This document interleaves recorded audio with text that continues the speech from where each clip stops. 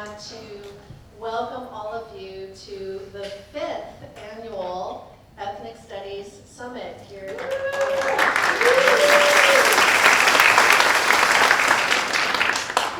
This is an event that was started by our first full-time faculty member here in Ethnic Studies at the college, Ulysses Acevedo, who will come up in a minute. But I wanted,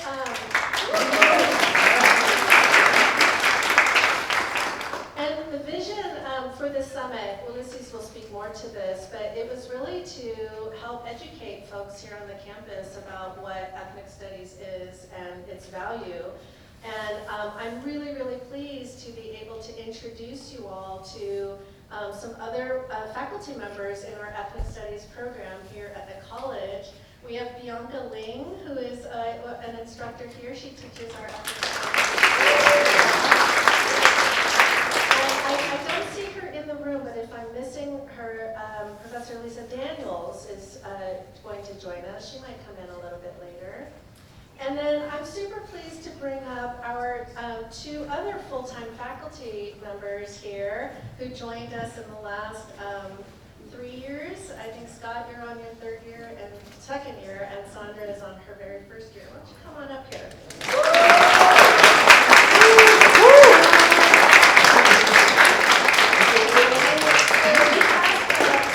Scott and Sandra to say a few words to you today, so I'm going to pass the mic over to you all. Good morning still, everyone, or good afternoon in a few moments. My name is Sandra Habtamu. I'm happy to join you here at the Ethnic Studies Summit. And I would just like to say, give a shout out to my students who joined us from class today.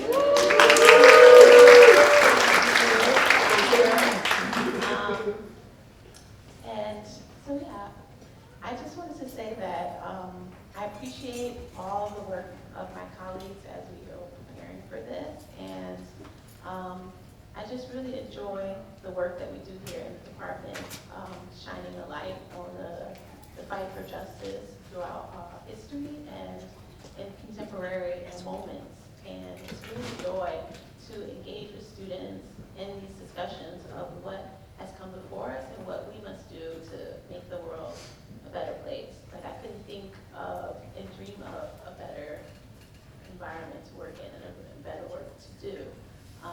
And so I don't have too many remarks to say, but I just wanted to say that I'm really pleased to be here as a part of this department in my 2nd quarter here, working with such tremendous students and colleagues.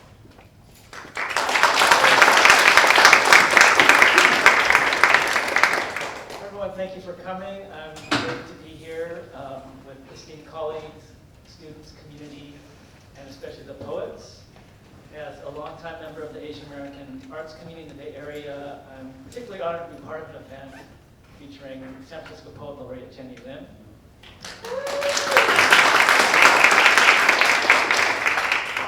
I did my undergrad in engineering at UC Berkeley, and I was fortunate to take classes with Michael Omi and Ron Takaki, towering figures in ethnic studies. I had no idea that the seeds they planted would take decades to germinate to bring me here to be a proud member of the faculty of this department.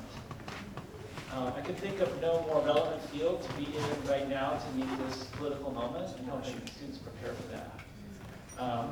With resurgent white nationalism,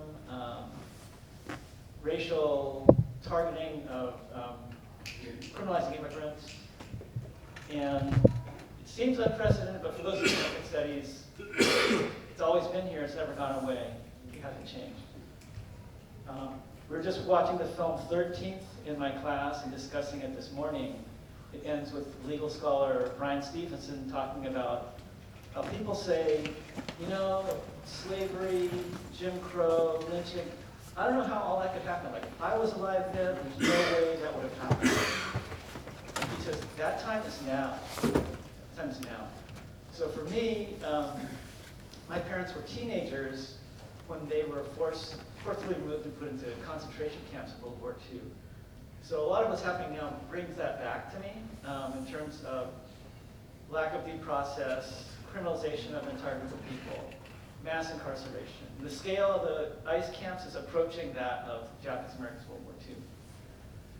When I was at UC Davis, I had the privilege of working with a scholar activist, Isao Fujimoto, who was also in Tule Lake, the camp my parents were in, which was the site of resistance among all the 10 camps of World War II. And he was also active in founding Asian American Studies at UC Davis in 1970.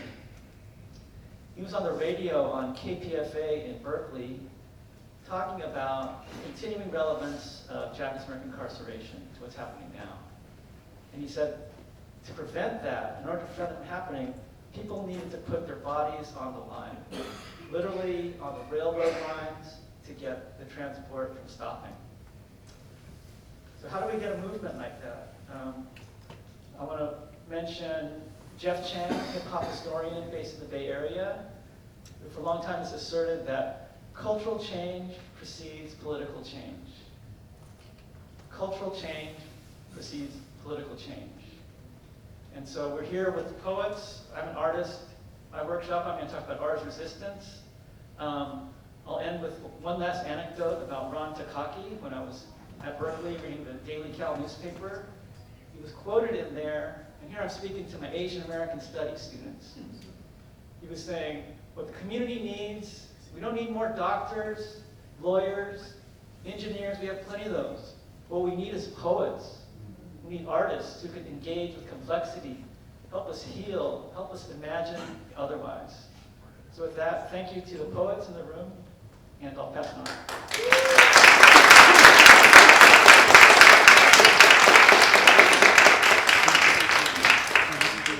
And now I'm pleased to welcome Ulysses Acevedo to the stage, and he'll introduce you to us.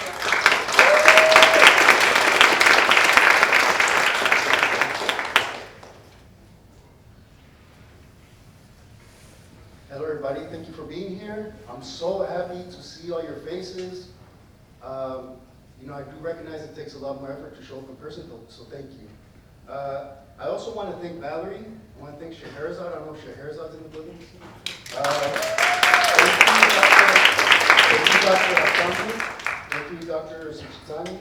Thank you, Genny Lim. I also want to thank Marvin, and anyone else who helped put this event together. I've been thinking a lot about this event because, I have to.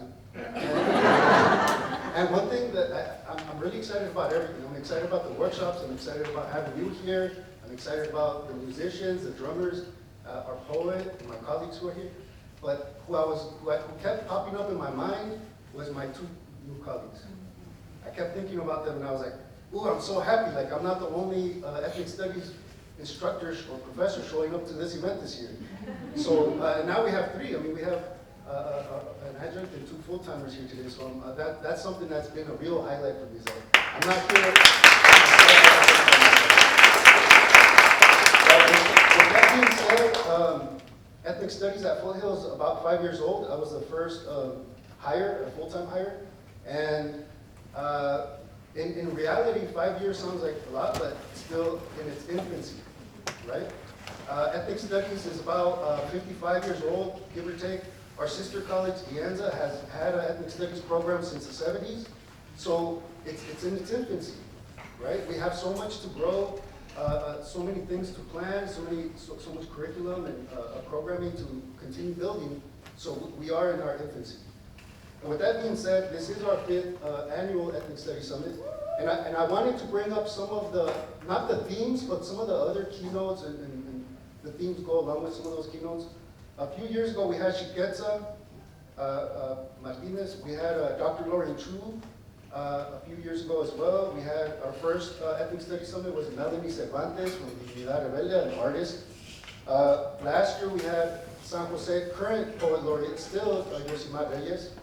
And I say that because this year's theme is linguistic justice, linguistic justice, culture as resistance, sorry. And what I wanted to tell you is that even though our themes have changed throughout the quarters, in reality that has been at the heart of all our themes, what we have going right now. There's one workshop you're going to be able to go to today. We have some work being exhibited that has to do with linguistic justice and culture as resistance in the Linguistic Justice Center. That's part of our division, Language Arts and Ethnic Studies. You'll be able to see some of our student work there. And this type of work happens in our classes all the time. And I'll give you an example that literally just happened yesterday. And I have some students of mine here that can testify. I have these assignments in my class where students facilitate class time. And I leave it really open-ended, like, here's your topic, facilitate class. Get us to learn, and not necessarily just a slideshow or whatever, but activity. Get us, thinking. And that can be a challenge. Yesterday I had a student facilitation where they chose to teach gentrification through loteria, which is, loteria is a very important cultural game for Latinos, and especially for Mexicans. You can ask my mom. Anyway, like a month ago or so, one of the students comes to me, she says, Mr. Acevedo, I want to teach gentrification through the loteria.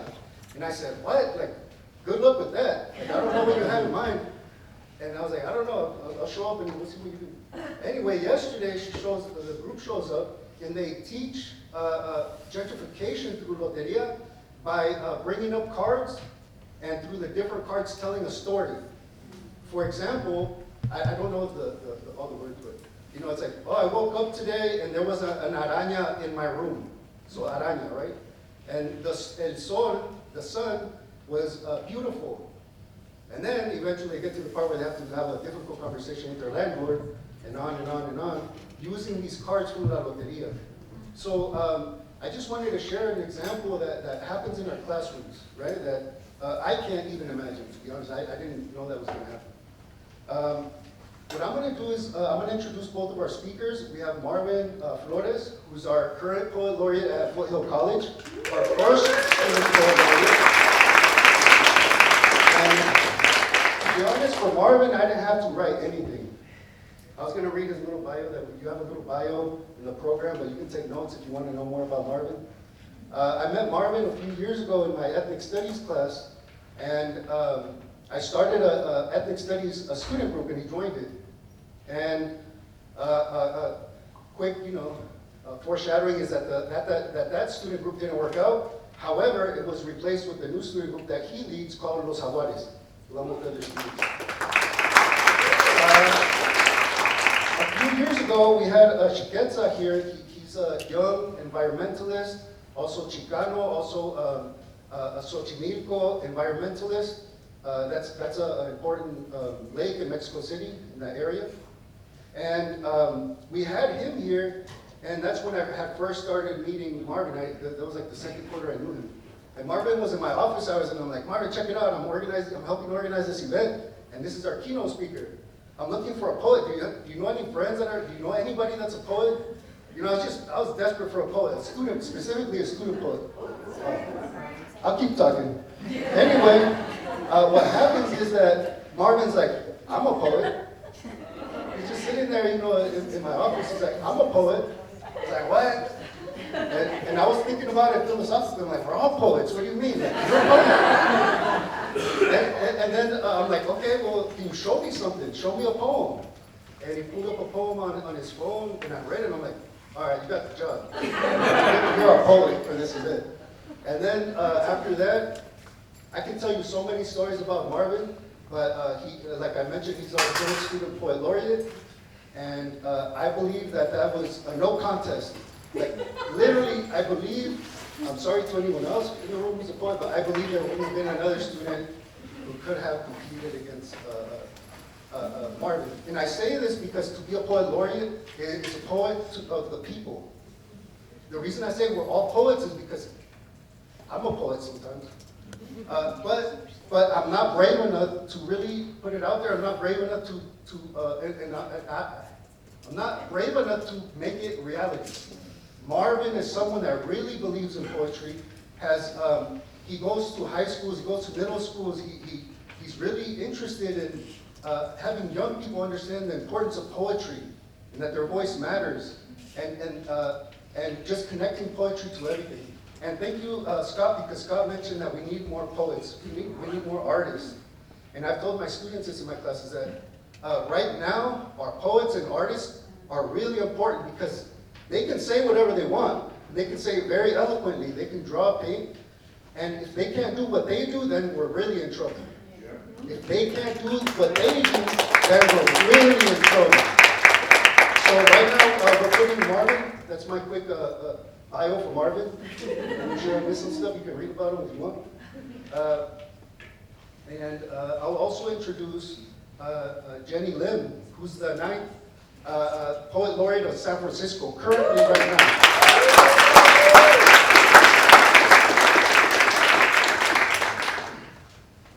Genny Lim is a 9th San Francisco Poet Laureate and former San Francisco Jazz Poet Laureate. She was a former SF Arts Commissioner and the recipient of 2 Lifetime Achievement Awards from Berkeley, California and Penn Oakland writers, as well as a Spirit of Angel Island Award from the Angel Island Immigration Foundation for her translations of the Chinese poems written and carved on walls of the Angel Island Chinese Immigration Station. Published in the American Book Award winning book, Island, Poetry and History of Chinese Immigrants on Angel Island, with Him Mark Lai, Judy Young. Her play, Paper Angels, was the first Asian American play to air on PBS American Playhouse in 1985. She is the author of several poetry collections, Child of War, Paper Gods, and Rebels, and KRA. And forthcoming in April 2027, Music Without Walls, City Like Books. So with that being said, I'll let them take it away. We're also going to have a saxophone player, Kunal Penson, and we have the Foothill Beats Student Drumming Club on campus joining us as well. So please make as much noise as you can. Thank you so much.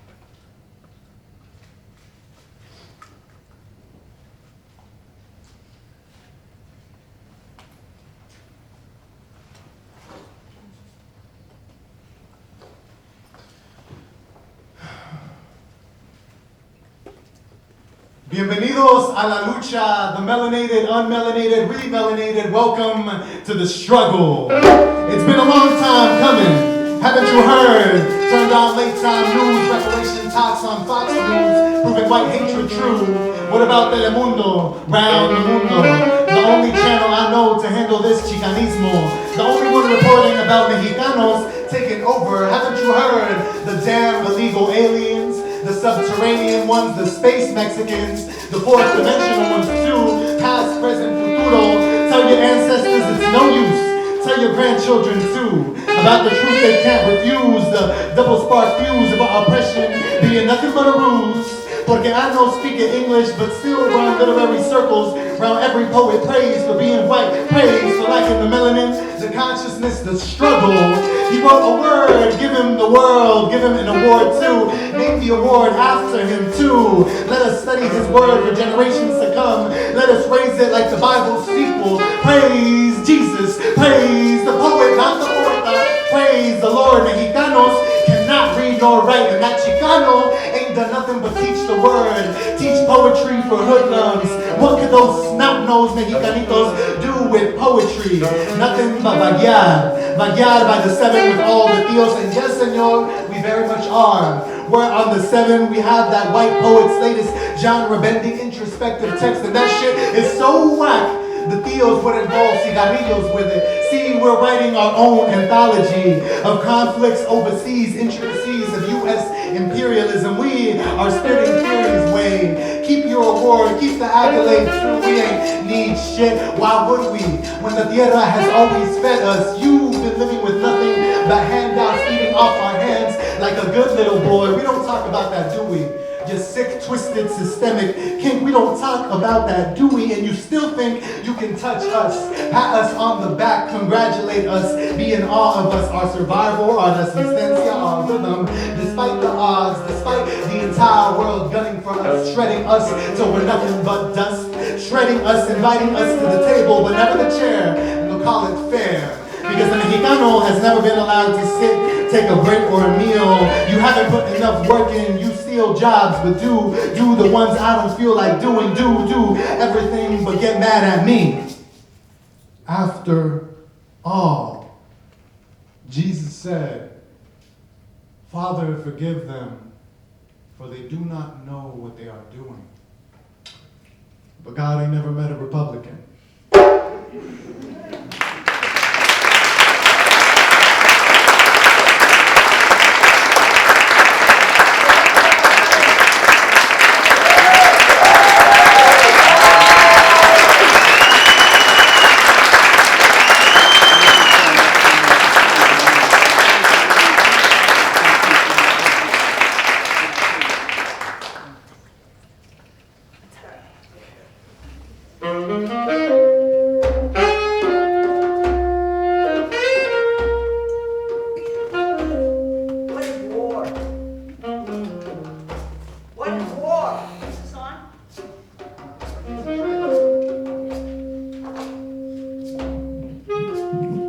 What is war? War is madness.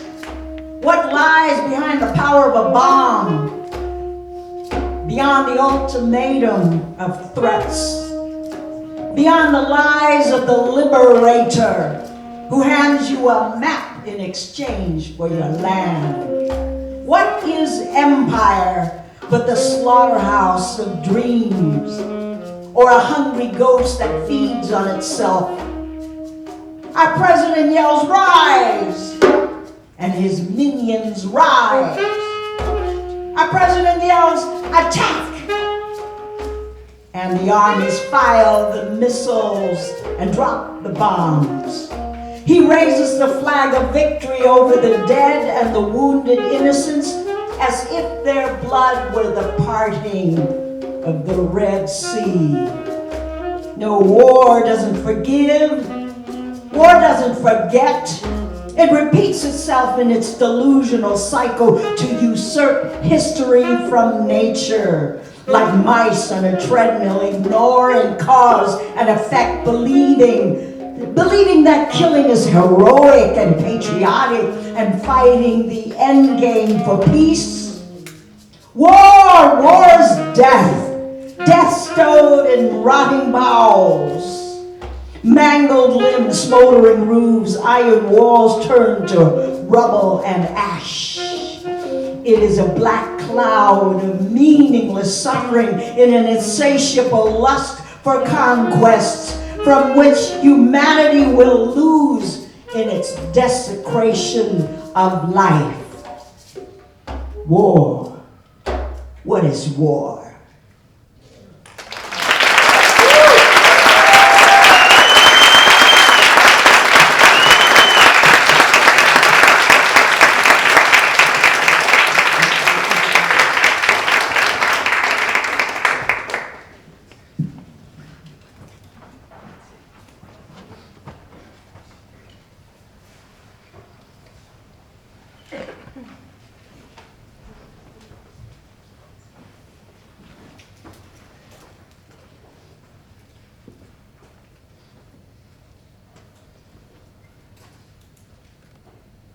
There was a war on the front steps this morning.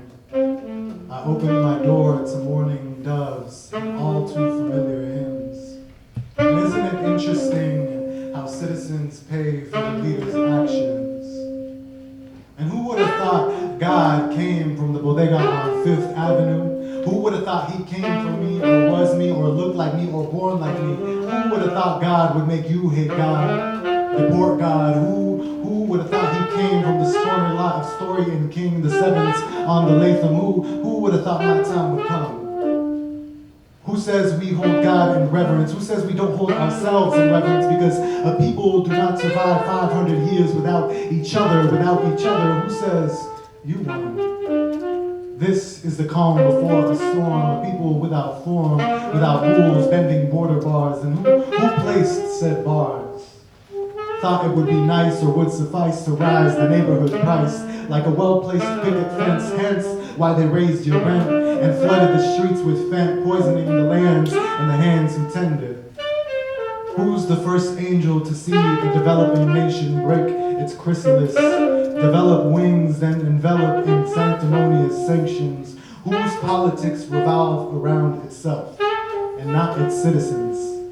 How to increase profits for their own pockets, feeding its citizens just enough to believe one day they too can be in charge with linen suits. Who's listening as we speak? Who can cuff you when you forget your place? Who benefits off of war and killing of the poor, while crying about terrorists day in, day out, striking preemptively, and apparently they are always the saviors, sent by God himself without any ulterior motives, pure of heart, while drooling at the lips for luxury resorts on some bombed Gaza Strip. And who is so afraid to lose power and pay for the consequences of their actions? They spend more than 13% of their national funds on soldiers and guns, $877 billion, making up 40% of military spending globally, but only $76 billion to schools. Who sells the dream, deals the cards, makes the table, built the building? Who's always trying to convince you of its antics and politics, like this is all normal, like this is the reality for your children and their children and their children, but maybe not your children, especially if they don't resemble those children, and maybe not you either, but time will tell. Things get better on their own, or so they say. So go on and chase that home, chase that degree and pretend you're free. Ignore who would slit your throat without a dime of hesitation, merely waiting for legislation to end you where you stand. Who could strike such fear on its own citizens? Why are you so afraid? Who are you afraid of that you've become a bystander to your own community? Who are you so afraid of? Or do you know that they could shoot your mother with impunity or pin down a good Samaritan? Did you watch that video yesterday? Beating them and disarming them and shooting them 10 times, shooting them 10 times, shooting them 10 times, shooting them 10 times, shooting them 10 times, shooting them 10 times. All for the greater good, for national security, for the sole purpose of removing an immigrant. Who else do you know can remove a life and take one in the same breath? Who else do you know? And don't tell me you think you're a citizen, as if that means anything. As if you're absolved of all sin or will solve all sin through ballot bins. This whole citizenship act you got going isn't working anymore.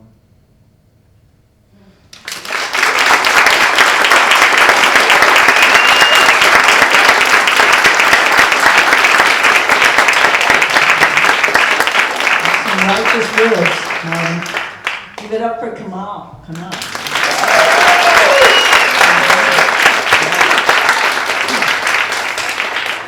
Nobody arrives on time these days. We're always late.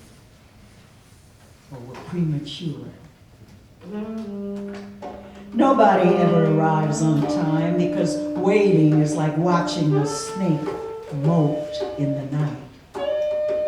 Nothing ever arrives because waiting is like sitting inside a freight locker, packed like cattle, in search of the El Dorado coyote sell in exchange for gold.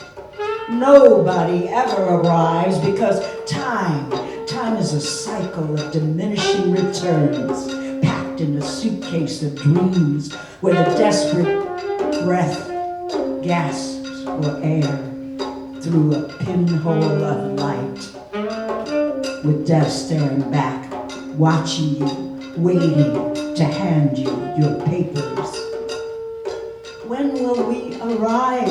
You wonder, as you squeeze a drop of saliva from your parched throat and churning stomach. If I were you, I would give myself up, says death.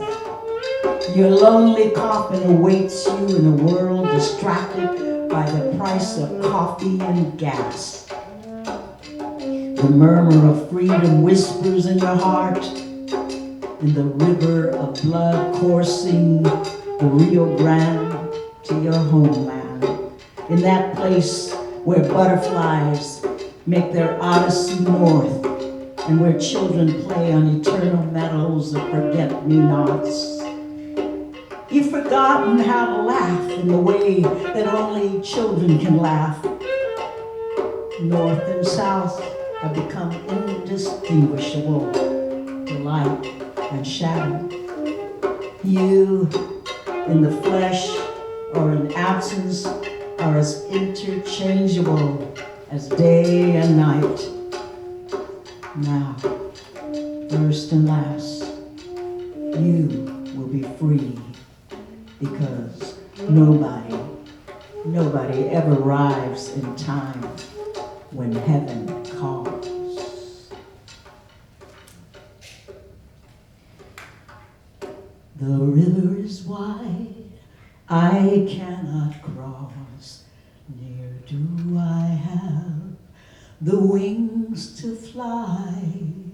Give me a boat that can carry two, and both shall row, my love and I. There is a boat, she sails the sea. She's loaded deep, as deep can be, but not as deep as the love I'm in. I know not how I sink or swim. I was marching with my brothers and sisters last week against the war on Iran. And it was so joyful to see the young and old together responding. Just overnight, the very next day, the massacres happened in Iran. And there was solidarity and community. And that I remembered when we marched against the war in Vietnam, the illegal war against Iraq, Afghanistan. They're all illegal wars. This is an illegal war. And we have to recognize it as such, and we have to move our bodies. We have to mobilize, like Scott was talking. We have to get back into the fray. We have to, and you know, I don't mean drop everything and drop your studies and go march or, you know, go storm the Capitol.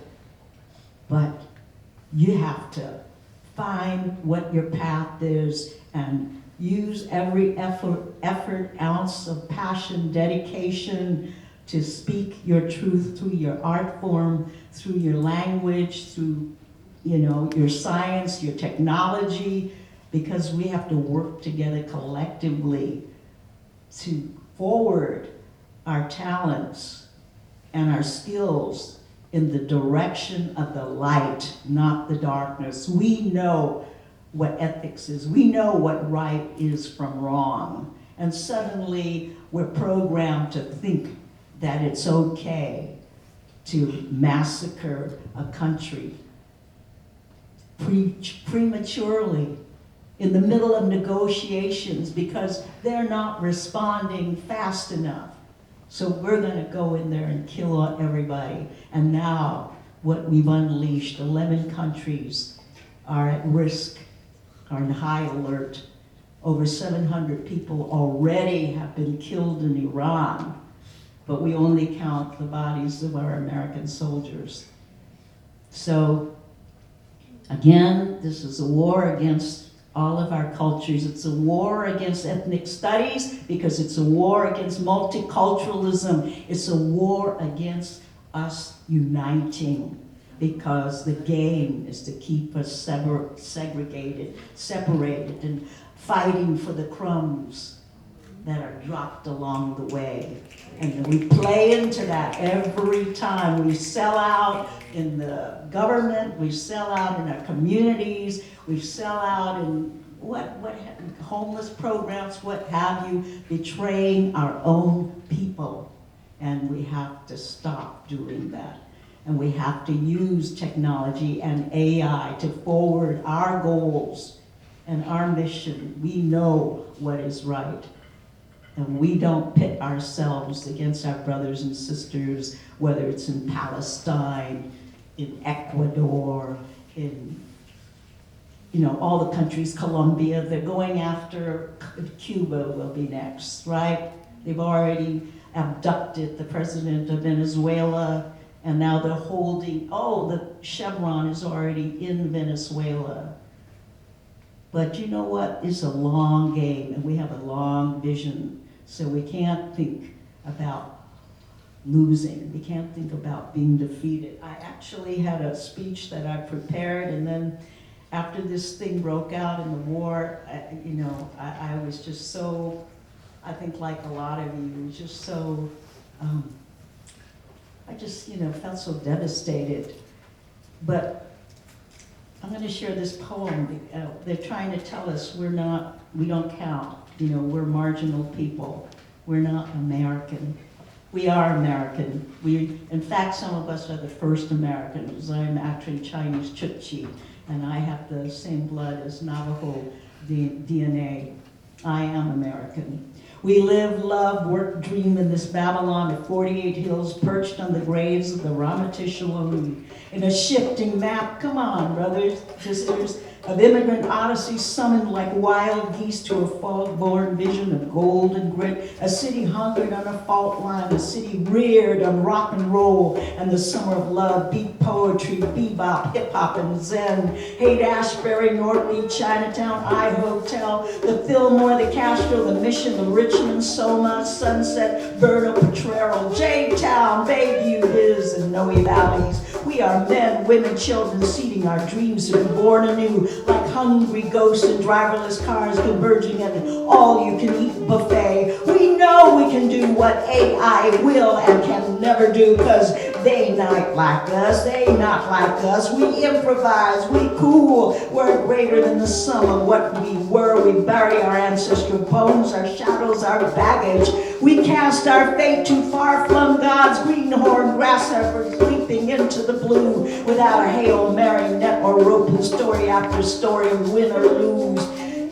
Blood, sweat, death, and redemption, destitute souls hitching rides with tricksters and traffickers clutching paper passports stamped alien to survive war, famine, poverty, and ice. Descendants of deportees, daughters of sewing women, second generation of sanctuary cities that wraps around itself like a rattlesnake at the hip of the Golden Gate. There are many mouths that have lost their tongues to feed their inner beasts, waiting lonely hours, days, and weeks for that one break, that second chance that could be as fleeting as a green card to cross the border state. Is this what it means to be American? Where are you from, brother? Where are you from, sister? Pensacola, Peru, Singapore, Kathmandu, Tegucigalpa, Tunisia, Beirut, Benin, Mexico City, Singapore. We are Ronins of fierce hope, avatars of the self-made, phoenixes of the struggle, rising from the pandemic of history. Doers, warriors, wanderers, dream catchers, Pinoy, Manoi, migrants with wounded wings toiling in great fields, calloused hands gripping our hammers, our anvils, our saws, drills, and mops, cogs in the factory wheel. Janitors, nannies, fry cooks, dishwashers, laundrymen, teachers, nurses, coders, waiters. We're pushing, climbing, gambling on the luck of the draw, and whatever it means to be American. Is this what it takes to pick yourself up when you're beaten or disgraced? Is this what it means to rise above whenever you're silenced and erased? Is this what it takes to smash that window of despair and to fly through the looking glass air with wings spread wide, proclaiming, I am American? God damn it.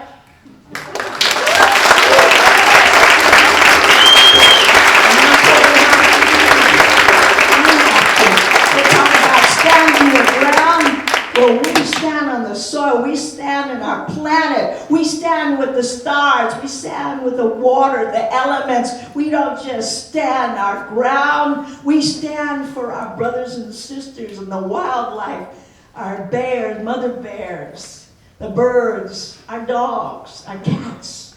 Because we stand with nature. We are nature. We don't fight nature. You will never lose. You will never win. Now, this is for all the women. And I wrote this when we unveiled the beautiful placard statue of Maya Angelou last year, Why the Caged Birds Sing. If you're going to die this evening, what will you do in the time that remains? Mahmoud Darwish. Why does the caged bird sing? She sings when darkness falls, not waiting for tomorrow's call. Why? Why does the caged bird sing? She sings because she does not wait for the sun to lift her from her fate, or some quick fix or court of law to save her from the lyncher's claw. This bird waits for no one.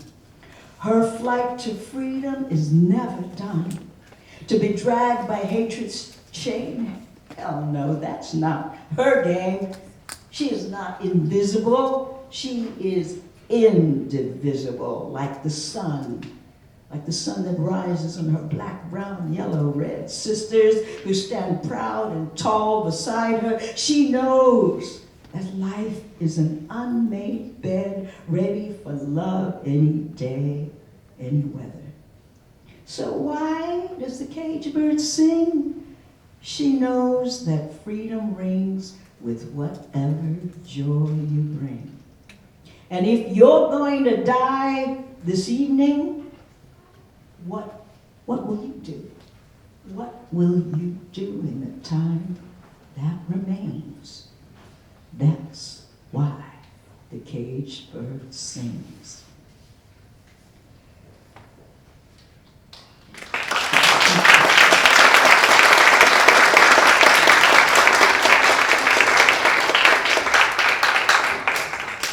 We watched in horror at the killings of Renee Good and Alex Preddy by ICE, streamed over and over again on the news. The public was so accustomed to seeing black, brown, and people killed on the news all the time, all the police takedowns. But when it came to a white citizen with no criminal record, your average Joe and Jane citizens, not undocumented aliens, suspected felons gunned down in their city streets, that's a whole different story now. Suddenly whiteness didn't give you a pass. Suddenly folks realize they were not safe. Thank you to the white allies, Renee, Alex, who put their lives on the line for all of us because they understand, they have compassion. They know we're all in this boat together. The river is wide, but we're all in the same boat. This is just the beginning. It's a long journey to the mountaintop that Martin Luther King Jr. talked about. That dream. We have to have a clear, collective vision of a world united by common principles of friendship, cooperation, and love. Equality can be possible if we want a world where true democracy can thrive over a world bought and paid for by the highest bidders, a world corrupt with toxic self-interest, money, and power. We can survive as a species. Let the Elons go to Mars if that's their wish.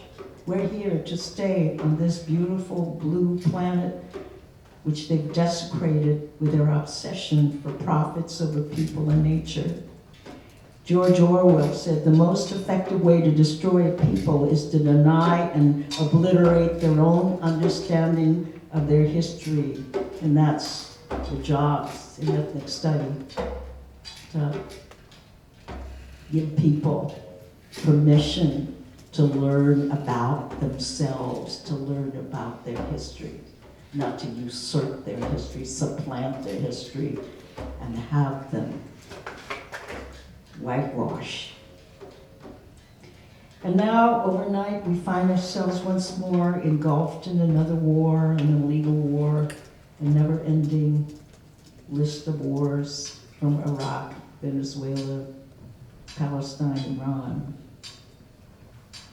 Mao Piluk, the Micronesian ocean navigator who passed on his knowledge of ancient voyaging in the high seas to Nainoa Thompson in Hawaii. By navigating through the compass of nature, the stars, the constellation, the direction of the wind, and the currents of the ocean, he said, keep the vision in your mind and you will find it. Keep the vision in your mind and you will achieve your goals. Don't let anybody tell you otherwise. My mother didn't ever learn to speak English. She didn't understand English. We just spoke this dialect, Khoisan-Wa, and she was just a simple sewing woman. And she thought that success meant my marrying well, a nice Chinese American boy. And, that was her goal for her daughters. But little did she realize that I would become the San Francisco Poet Laureate and that I would actually say the things on her behalf that she could never say. And thanks to her linguistic courage to refuse to speak the white man's tongue, that I kept my language, because language is the carrier of culture. Our language, the mother tongue. It was the mother tongue that we first heard. And that's the mother tongue you will leave this world hearing. I believe that. That's why the first child's work is mama. And when they leave, when you leave the world, again, it'll be mama. So never forget. And if you didn't learn your language, there's the culture. You don't have to speak, fluent Spanish, Chinese. But if you understand the values embedded in that language and that culture, you can transmit that to your children. Because Khoisan-Wa is the lyric of the wind singing rails echoing in Summit Tunnel, where old bones under 1,659 feet long tracks waited to ascend the 33 heavens. Khoisan-Wa is the locomotive, the chugging heartbeat of the mother waiting for her son's return, as if he was a fallen branch of a tree. Khoisan is the birthplace of nomads lost in the land of forgotten tongues, seafarers plying the oceans in jumps, defying squalls and pirates, choking on weevils and English syllables, sinister laws disrupting the flight of birds and the sanctity of memory, dreamers buried in unmarked graves, crushed granite, abandoned mines, and haunted wine caves, all along the riverbeds of the Yuba and Sacramento rivers. A fading voice can still be heard. And if you listen hard, in the San Joaquin Valley, in every bachelor Chinatown, from Hanford, Fiddletown to Lock, Hawkins, sand dabs, and fresh abalone, and pickup trucks along dirt roads, sidewalks lined with produce, colored fish bartering on Khoisan-Wa to a tone-deaf generation. It mun bong bun chika song clan wa nui. They reply in their first and only language. What? That's what my grandsons answer when my mother, what? What did she say? So, yeah, I'm gonna, so I don't know how much time we have, but I think we'll do some Q&A. Yeah.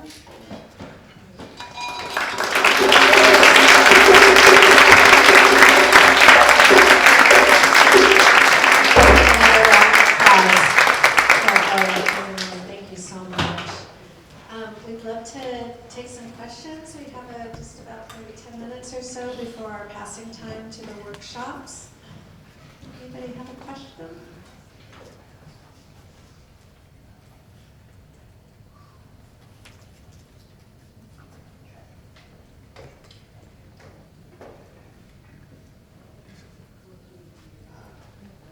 I think I already have like half the answer here, but I wonder, how do you find community in these trying times if you haven't really been in those circles, if you haven't, you don't know somebody to get into, and you don't follow those requisite social media accounts that are involved in activism in this area. What do you do?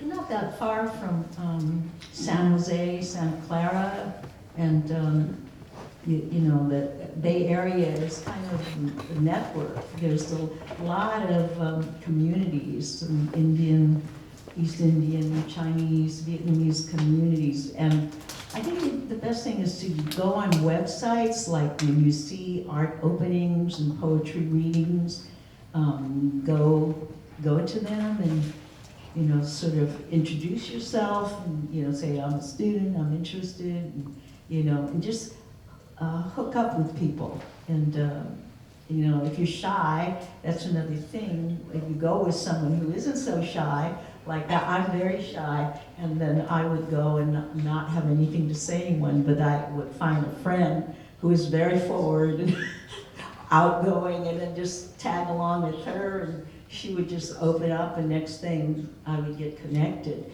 So, yeah, if you're kind of a solitary person, it's kind of difficult, but there's clubs, you know, like, is there a club in the school? Clubs that you can join? Yeah, but you do have to make a bit of an effort to do that, and it's not gonna happen overnight. And there's gonna be people that, you know, you connect with better than others. And then whatever your art form is, you know, like if it's coding, whatever, you'll find someone else into that, or if it's into art, visual art, or films, you're into films, or into music. It's to find someone with a similar affinity, and with also, you know, that are doing things that are progressive in their field, not just, you know, someone that is just into the technical aspects of their art form. I think is very important to have, you know, the function of art was, you know, to carry on the, you know, the values of the culture. So it's very important to have those values in your art. And that is always like the uniting of the community and the passing along of knowledge. So, any other answers or questions?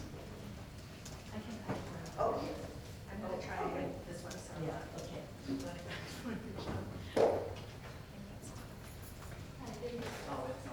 I don't think it's on and off.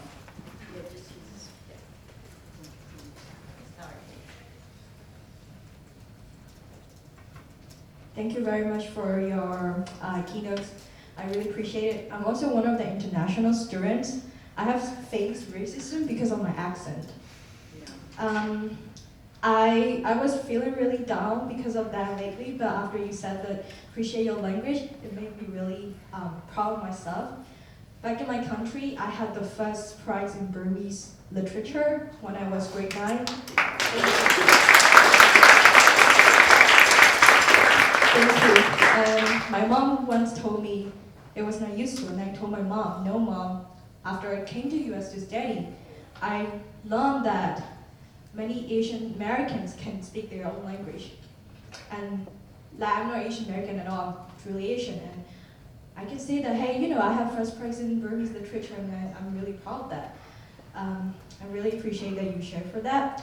My question is that many international students have a lot of struggles, language barriers, how to fit into the schools, and, you know, et cetera, et cetera. Yeah, like for my country, like we are going through a lot of things, civil wars, military coup, and many students who came here don't have the opportunity not to seek asylum, because I have even seen students whose parents were abducted by the military and they have no chance other than applying for seeking asylum.